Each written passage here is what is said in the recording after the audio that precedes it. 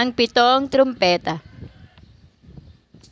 Hinipa ng ikalimang anghel ang kanyang trumpeta at nakita kong nahulog sa lupa ang isang bituin. Ibinigay rito ang susi sa bukana ng napakalalim na hukay.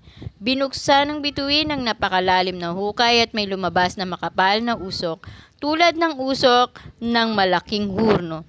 Kaya't nagdilim ang araw at ang himpapawid.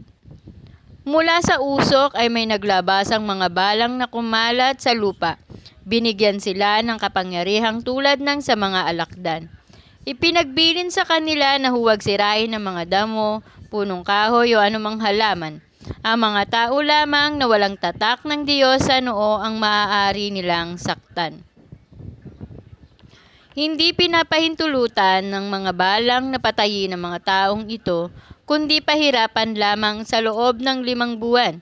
Parang kagat ng alakdan ng kirot na dulot ng mga balang na ito. Sa loob ng panahong iyon, hahanapin ng mga tao ang kamatayan ngunit hindi ito matatagpuan. Nanaisin nila ang kamatayan ngunit lalayuan sila nito. Ang anyo ng mga balang ay tulad sa mga kabayong handa na sa pakikipagdigma. Sa kanilang ulo ay may parang koronang ginto at parang mukha ng tao ang kanilang mukha. Parang buhok ng babae ang kanilang buhok at parang ngipin ng leyon ang kanilang mga ngipin. Natatakpan ng parang mga baluting bakal ang kanilang dibdib at ang pagaspas ng kanilang pakpak ay parang dagundong ng maraming karwaing hila ng mga kabayong lulusob sa labanan. Sila ay mga buntot na may tulis gaya ng sa alakdan.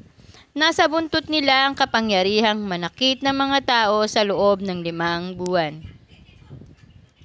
Ang pinuno nila ay ang anghel na bantay sa napakalalim na hukay.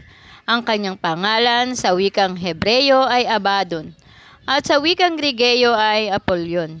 Nakaraan na ang unang lagim, 2 pang lagim ang darating. Hinipa ng ika-6 na anghel ang kanyang trompeta at nakarinig ako ng tinig mula sa mga sulok ng gintong dambana na nasa harapan ng Diyos. Iniutos nito sa ika-6 na anghel na may trompeta, kalagan mo ang 4 na anghel na nakagapo sa tabi ng malaking ilog Euphrates, at pinalaya ang 4 na anghel upang patayin nila ang 3 bahagi ng sangkatauhan. Talagang inihanda sila para sa oras, araw, buwan at taong ito. Narinig ko na ang bilang ng hukbong nakakabayo ay 200 milyon. Sa aking pangitain ay nakita ko ang mga kabayo at mga dibdib ng mga sakay nito ay may mapulang baluti na gaya ng apoy, asul na gaya ng sapiro at dilaw na parang asupre. Ang mga ulo ng mga kabayo ay parang ulo ng leyon at ang kanilang bibig ay bumubuga ng apoy, usok at asupre. Ang 3 bahagi ng sangkatauhan ay pinatay ng 3 salot na ito. Ang apoy, usok at asupre na nagmula sa bibig ng mga kabayo, sapagkat ang kapangyarihan ng mga kabayo ay nasa kanilang mga bibig at mga buntot. Ang kanilang mga buntot ay parang ahas na may ulo na siyang ginagamit nila sa pananakit ng tao. Ang natira sa sangkatauhan na hindi namatay sa mga salot na ito ay hindi nagsisi.